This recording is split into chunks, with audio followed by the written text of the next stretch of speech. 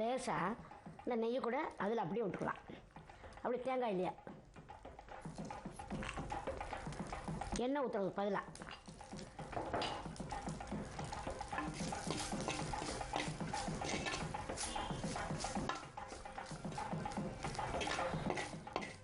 அப்படியே அதில் பூரா அள்ளி போட்டுக்கணும்.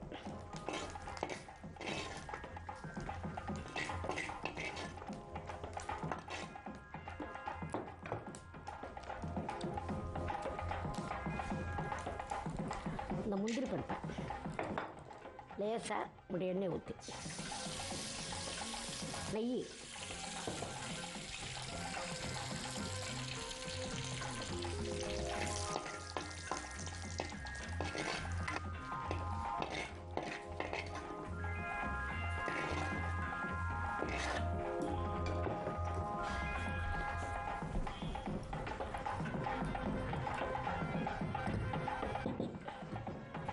இந்த வெள்ளத்தை பாலை காய்ச்ச நிற்பேன்.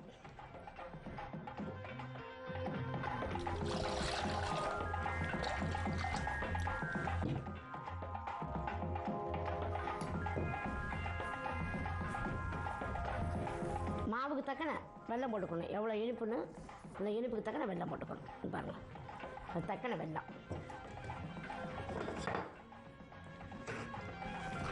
நல்லா வெல்லம் கரையணும். வெல்லம் கரைஞ்சி அப்படியே ஒரு அளவாக வரும்போது அந்த பால் எடுத்து அதில் ஊற்றிக்கிடணும். கொதிச்சும் குறியாமல் இறக்கக்கூடாது. நல்லா கொதிச்சு வரணும். இந்த பால் கொதிச்சிருச்சு,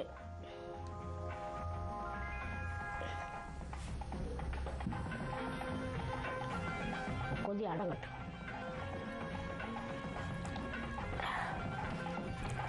தண்ணி பத்தலைன்னா தண்ணி கொஞ்சோண்டு ஊற்றி சுட வச்சுக்கலாம். பால் பத்தாத போது சுடு தண்ணி ஊற்றிக்கலாம், பச்சை தண்ணி ஊற்றக்கூடாது. இந்த பால் கொஞ்சம் கொதிச்சு அடங்கிருச்சுன்னு சொன்னால் அந்த மணல் பூரா நின்றுக்கிறோம்.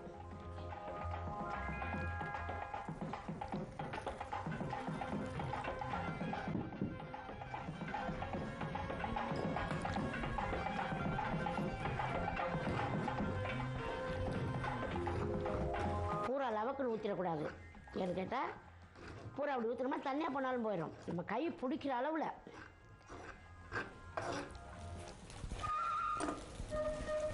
லேசாக கொஞ்சோண்டு நெய் சேர்த்துக்கலாம்.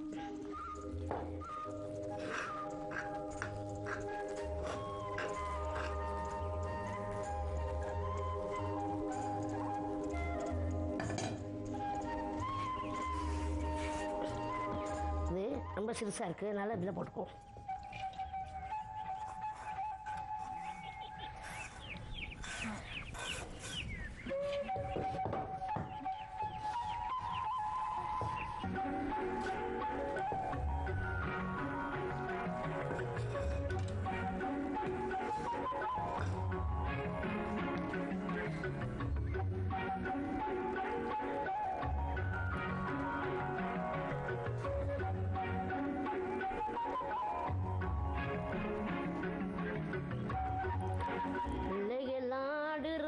குதியாட்டம் போடுறாங்க, பிள்ளையெல்லாம் ஆடுறாங்க, குதியாட்டம் போடுறாங்க. பொரியரிசி மாவு கேட்டு ஊட்ட வீட்டை சுத்துறாங்க, பொரியரிசி மாவு கேட்டு ஊட்ட வீட்டை சுத்துறாங்க. பொரியரிசி வாசம் இந்த தெருவை எல்லாம் சுத்தும், அந்த பொரி மாவு வாசம் இந்த தெருவை எல்லாம் சுத்தும். இவ்வளோ ஒரு வாசம்.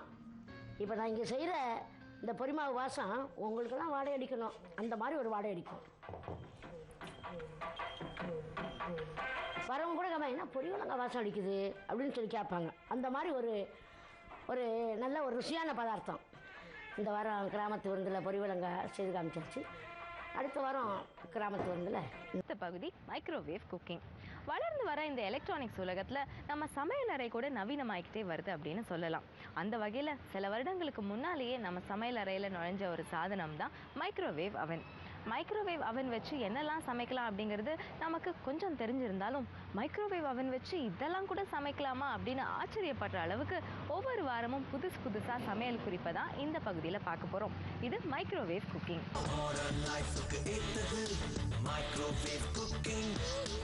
இன்னைக்கு மைக்ரோவேவ் குக்கிங்கில் வந்து நம்ம கேரட் ஷோர்பா பண்ணுறது எப்படி பண்ணுறதுன்னு பார்க்க போகிறோம். இதுக்கு தேவையான பொருட்கள் நோட் பண்ணிக்கோங்க.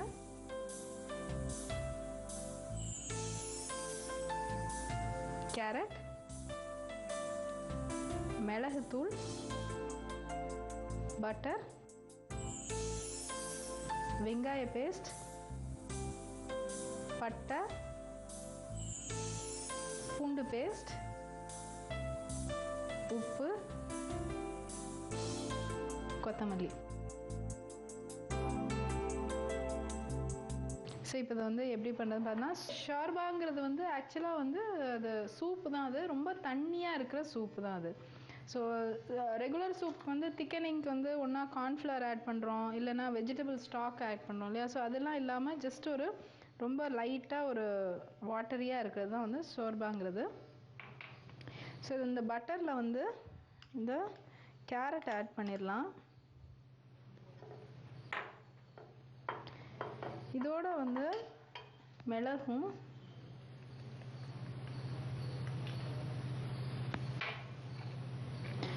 பட்டையை இதோட ஃபர்ஸ்ட் ஸ்டேஜாக ஆட் பண்ணிடலாம். அதுக்கு அடுத்தது இந்த ரிமைனிங் 2 இன்க்ரீடியன்ட்ஸ், அதாவது வெங்காய பேஸ்ட்டும் பூண்டு பேஸ்ட்டையும் அடுத்ததாக ஆட் பண்ணிடலாம்.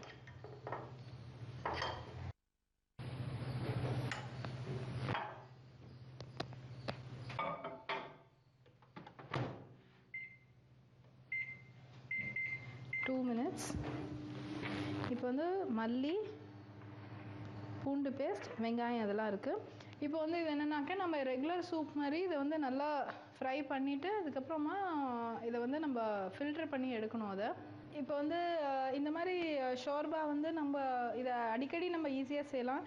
இந்த மாதிரி கேரட் வச்சு செய்யலாம். அது மாதிரி வந்து பீட்ரூட் டேஸ்ட் பிடிச்சவங்களுக்கு அந்த மாதிரி நல்லா நிறைய பெப்பர் பவுடர் போட்டு பீட்ரூட் வச்சும் செய்யலாம், தக்காளி வச்சும் செய்யலாம். அண்ட் இன்னொரு டிப் என்ன சொல்கிறேன்னாக்கா, இந்த மாதிரி ஷோர்பாவோட வந்து நீங்கள் அந்த கொஞ்சம் லேசாக ஓட்ஸையும் கொதிக்க வச்சு சாப்பிட்டிங்கன்னா ரொம்ப ஃபில்லிங்காகவும் இருக்கும். இப்போ நிறைய பேர் வந்து ரசமும் ஓட்ஸும் சாப்பிட்றாங்க இல்லையா. ஸோ அந்த மாதிரி வந்து இந்த ஷோர்பா வடிகட்டினதுக்கப்புறம் வந்து அதில் கொஞ்சோண்டு ஓட்ஸை போட்டு பாயில் பண்ணி சாப்பிட்லாம். ரொம்ப ஒரு கேரட் மாதிரி ஒரு காய்கறி சேர்ந்துக்கிறது வந்து ரொம்ப நல்ல நியூட்ரிஷன் இல்லையா. ஸோ அதனால் வந்து அதோடு சேர்ந்து நீங்கள் அந்த மாதிரி கூட வேரியேஷன் பண்ணி பார்க்கலாம்.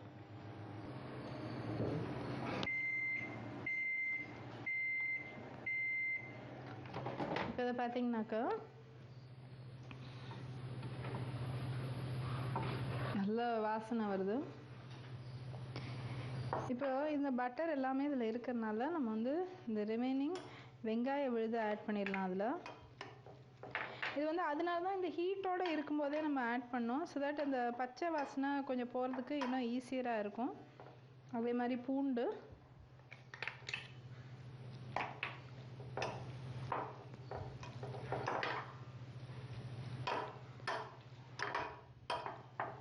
மல்லியும் இதோடைய ஆட் பண்ணிடலாம்.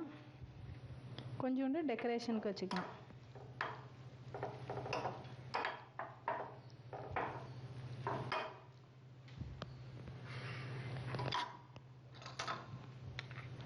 Salt,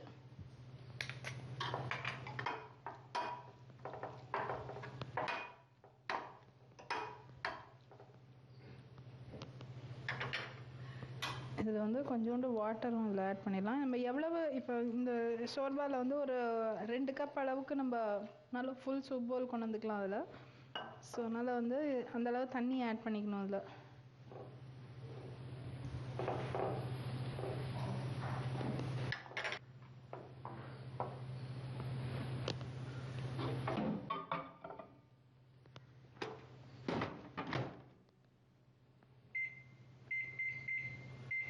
minutes. இப்போ வந்து சின்ன குழந்தைகள்னாக்கா கொஞ்சம் பட்டர் சாப்பிட்டாலும் நல்லா போய் ஒரு 2 கேம் விளையாடினாக்கா நல்லா பேர்ன் ஆயிரும் அப்படிங்கிற ஒரு கண்டிஷனில் வந்து இந்த மாதிரி இந்த எக்ஸ்ட்ரா பட்டரையும் ஆட் பண்ணிக்கலாம். பட் இன்கேஸ் நம்மளுக்கு வந்து பட்டர் வேண்டாம்னாக்கா வந்து நம்ம ஈவன் சிம்பிள் ரிஃபைண்ட் ஆயில் கூட யூஸ் பண்ணிக்கலாம் அதில். இப்போ வந்து இது நல்லா பாயில் ஆயிடுச்சு இது. ஸோ இதை வந்து அப்படியே நம்ம வடிகட்டணும்.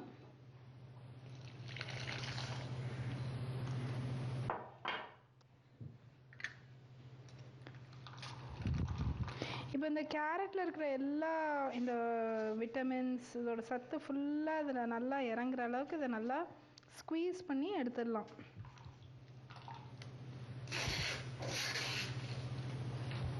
ஸோ இப்போ இந்த பட்டையுமே வந்து ரொம்ப நல்லது, ஈவன் சுகர் பேஷண்ட்ஸுக்கும் ரொம்ப நல்லது. இது டயபெட்டிக்ஸ் இருக்கிறவங்களுக்கு பட்டை பவுடர் எல்லாமே. ஸோ இப்போ பார்த்தீங்கன்னாக்கா இந்த ஷோர்பாங்கிறது வந்து இவ்வளோ தின்னாக தான் இருக்கும் அது. ஸோ நீங்கள் வந்து அதை இன்னும் கொஞ்சம் திக்கன் பண்ணணும்னா இதில் வந்து கொஞ்சம் ஓட்ஸ் போட்டுக்கலாம், இல்லைனா நம்ம ஆஸ் யூஷுவல் நம்ம சூப் மேலே அந்த பிரெட் க்ரம்ஸ் போடும், பிரெட் க்ரூட்டன்ஸ் போடுற மாதிரி ஃப்ரை பண்ணி போட்டுக்கலாம், இன்னும் கொஞ்சம் திக்கன் ஆகிக்கும். பட் ஆனால் வந்து ஆக்சுவல் ஷோர்பா வந்து இந்த மாதிரி இப்படி வாட்ரியாக இருக்கும். ஸோ அதனால் வந்து இதுக்கு நம்ம எப்படி சர்விங் அப்படின்னு பார்த்துடலாம்.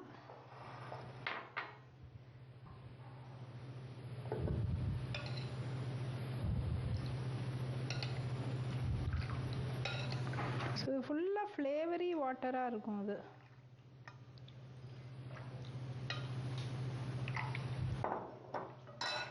ஸோ இது மேலே வந்து இப்படி போட்டோன்னா ஷோர்பா ரெடி. ஸோ அந்த மாதிரி வந்து இந்த வாரம் வந்து உங்களுக்கு கேரட் ஷோர்பா எப்படி செய்கிறதுன்னு பார்த்தீங்க மைக்ரோவேவில். ஸோ அதனால் இதே மாதிரி இன்னொரு டிஃப்ரெண்ட்டான ரெசிபியுடன் அப்படிங்கிறது நம்ம முன்னோடி சித்தர்கள் சொல்லியிருக்கிற விஷயம். நம்ம சாப்பிட்ற சாப்பாட்டில் எந்த மாதிரி உணவு வகைகளை சேர்த்துக்கணும், எந்த மாதிரி உணவு வகைகளை தவிர்க்கணும் அப்படின்னு நம்மளுக்கு தெரிஞ்சிட்டாலே பெரும்பாலான நோய்கள் நம்ம கிட்டேயே வராதுங்க. அதுக்காக பத்திய சாப்பாடு சாப்பிடணும்னு அவசியம் இல்லை. உடல் ஆரோக்கியத்திற்கு ஏற்ற மாதிரி அதே நேரத்தில் வாய்க்கும் ருசியாக இருக்கிற மாதிரி நிறைய சமையல் குறிப்புகளை சொல்கிறது தான் இந்த பகுதி. இன்றைக்கு இந்த மாதிரி சூப்பரான ஒரு சமையல் குறிப்பை சொல்ல போகிறாங்க டயட்டீஷியன் அம்பிகா சேகர். இதோ ஆரோக்கிய சமையல். வணக்கம். இந்த வாரம் ஆரோக்கிய சமையலில் நான் உங்களுக்கு செஞ்சு காட்ட போகிறது எக் ஒயிட் குருமா. இது வந்து ரொம்ப பிளாண்டாக பண்ண போகிறேன். வழக்கமாக குருமான்னு பார்த்தீங்கன்னா அதில் தேங்காய் அரைச்சி விடுவோம், ப்ளஸ் காரம் வந்து மிளகாத்தூள், பட்டை, லவங்கம், அப்புறம் பச்சை மிளகாய் அந்த மாதிரிலாம் ஆட் பண்ணுவோம். அது வந்து எல்லாராலையும் சாப்பிட முடியாது. முக்கியமாக அல்சர் பேஷண்ட்டுக்கு வந்து அந்த மாதிரி ஒரு டயட் வந்து செட் ஆகாது, அதனால அதை அவாய்ட் பண்ணிடுவாங்க. அதுக்கு பதில் அவங்களும் சாப்பிட்ற மாதிரி ஆரோக்கியமாக எக் ஒயிட்டை யூஸ் பண்ணி எப்படி பிளாண்டாக குருமா பண்ணுறதுன்னு செஞ்சு காட்டுறேன்.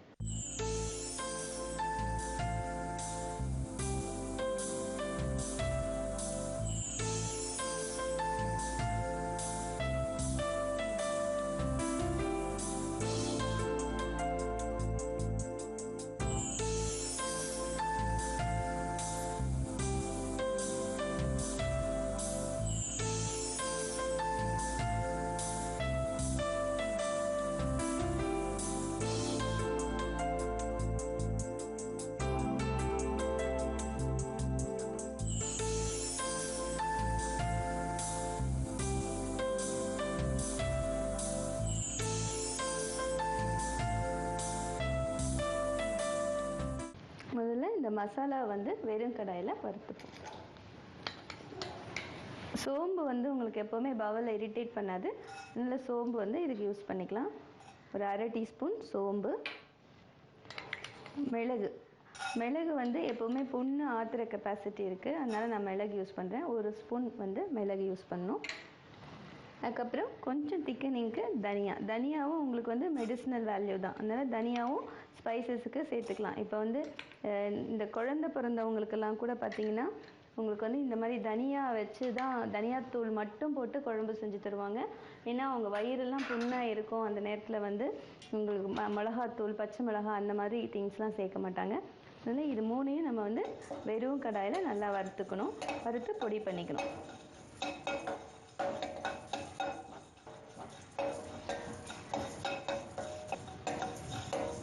இது வந்து பொன்னிறமாக வளர்ந்துருச்சு. இப்போ வந்து இதை வந்து நம்ம மிக்சியில் போட்டு பவுடர் பண்ணிக்கலாம்.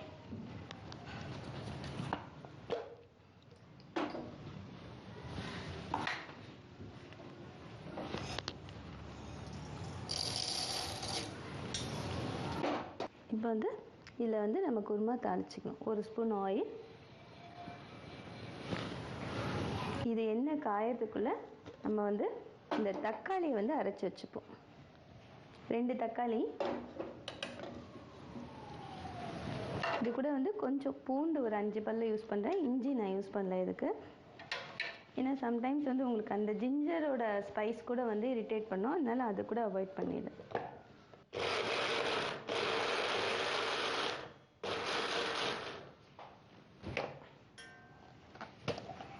இது அப்படியே அரைச்சி வச்சுப்போம். இப்போ நம்ம இதை வந்து தாளிச்சிக்கலாம்.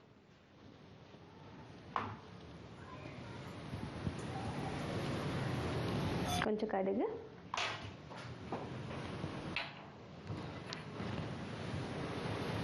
சீரகம்,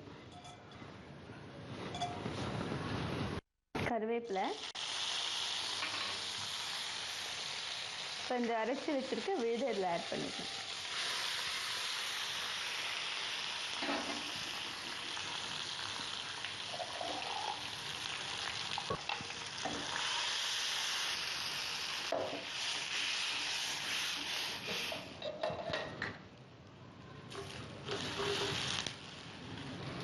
இப்போ இந்த ரெசிபிக்கு தேவையான அளவு உப்பு இதில் ஆட் பண்ணிடலாம். கொஞ்சம் மஞ்சப்பொடி,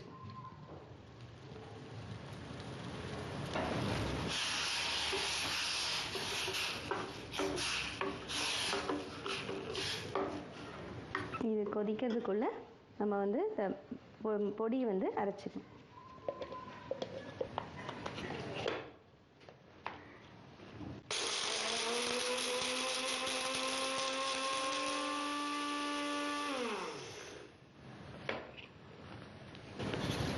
இந்த குழம்புல வந்து இதை ஆட் பண்ணிடணும்.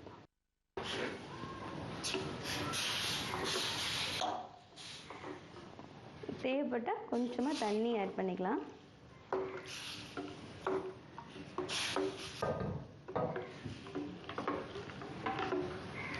இது கொஞ்ச நேரம் கொதிக்கட்டும். கொதிச்சப்புறம் நம்ம அந்த எக் ஒயிட்டை வந்து இதோட ஆட் பண்ணிக்கணும். இது செப்பரேட் பண்ணி வச்சுப்போம் நம்ம இப்போ.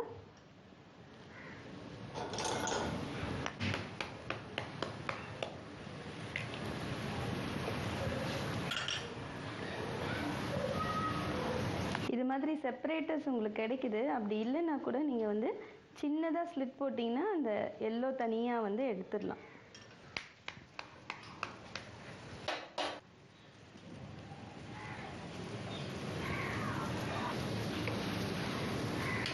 முட்டையோட மஞ்சக்கருவில் தான் வந்து கொலஸ்ட்ரால் அதிகமாக இருக்குது. அதனால் வந்து முட்டைக்கு இருக்கிற கேலரி ஃபுல்லாகவே வந்து பார்த்திங்கன்னா அந்த மஞ்சக்கருவில் தான் இருக்கும். ஸோ அதனால் வந்து மேக்ஸிமம் முட்டையோட மஞ்சக்கரு வந்து அவாய்ட் பண்ணிடலாம். ஆனால் குழந்தைங்களுக்கு நீங்கள் இந்த ரெசிபி பண்ணும்போது முழு முட்டையே செஞ்சு கொடுக்கலாம். இது நல்லா கொதிக்குது. கொஞ்சம் சிம் பண்ணிவிட்டு நம்ம இந்த எக் ஒயிட்டு தனியாக எடுத்து வச்சுருக்கோம்ல, இதை ஆட் பண்ணிடணும். அப்படியே இந்த கொதிக்கிறதுலேயே வந்து இது வெந்துடும் உங்களுக்கு. இது வந்து ஆக்சுவலாக பார்த்தீங்கன்னா உங்களுக்கு சப்பாத்திக்கு சைட் டிஷ்ஷாக வச்சுக்கலாம். இல்லை சாதம் சாப்பிட்றவங்க, டயட் பண்ணாதவங்களுக்கு கூட இந்த மாதிரி பிளாண்டாக சாப்பிடணும் அப்படிங்கிறச்ச இந்த மாதிரி கொடுக்கலாம். இதில் வந்து நம்ம மேக்ஸிமம் பார்த்தீங்கன்னா ஸ்பைசஸ் எல்லாமே அவாய்ட் பண்ணியிருப்போம். ஒரு குருமான்னு சொன்னிங்கன்னா நீங்கள் பட்டை, லவங்கம், அதுக்கப்புறம் இஞ்சி, பூண்டு, அதுக்கப்புறம் வந்து மிளகாத்தூள் யூஸ் பண்ணுவோம். அதுக்கப்புறம் வந்து தேங்காய் அரைச்சி விடுவோம். இது எல்லாத்தையும் தவிர்த்துட்டு ஒரு பிளாண்டாக ஒரு பேஷண்ட் கூட சாப்பிட்ற அளவுக்கு வந்து குருமா பண்ணியிருக்கோம். இது வந்து எல்லாருக்குமே சாப்பிடலாம். முக்கியமாக வந்து இப்போ போஸ்ட் ப்ரெக்னென்சி பீரியட்லலாம் வந்து மசாலா ஸ்பைஸ் அவாய்ட் பண்ணுறவங்கெல்லாம் கூட இந்த மாதிரி குருமா வந்து செஞ்சு சாப்பிடலாம். போஸ்ட் ப்ரெக்னென்சினா கண்டிப்பாக அவங்களுக்கு வந்து வெயிட் போட்டிருப்பாங்க. அதனால் அவங்களும் இந்த எல்லோவை அவாய்ட் பண்ணிவிட்டு ஒயிட்டு மட்டும் யூஸ் பண்ணி செஞ்சு சாப்பிட்ணும். இந்த முட்டை பாருங்கள் வெந்து நல்லா தனியாக வருது எக் ஒயிட்டு. அவ்வளோதான், இது ரெடி ஆகிடுச்சு. ஆஃப் பண்ணிடலாம். கொஞ்சமாக பொடியாக நறுக்கின கொத்தமல்லி தழை தூவி இதை வந்து நிறுத்திடணும்.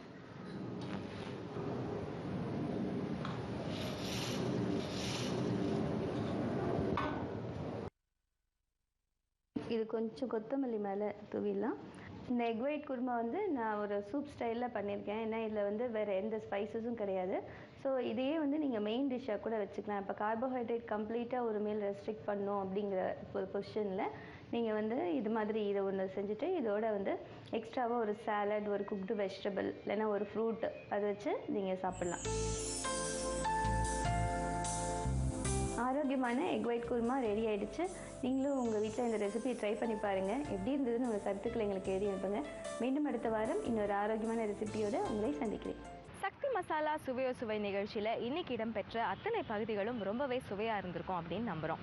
இதை பார்த்து ரசிச்சா போதாது, சமைச்சு பாருங்கள், சுவைச்சும் பாருங்கள். அண்ட் அது எப்படி இருந்ததுங்கிறத எங்களுக்கும் எழுதி அனுப்புங்க. மீண்டும் அடுத்த வாரம் சக்தி மசாலா சுவையோ சுவை நிகழ்ச்சியில் உங்களை சந்திக்கிறோம். நன்றி, வணக்கம்.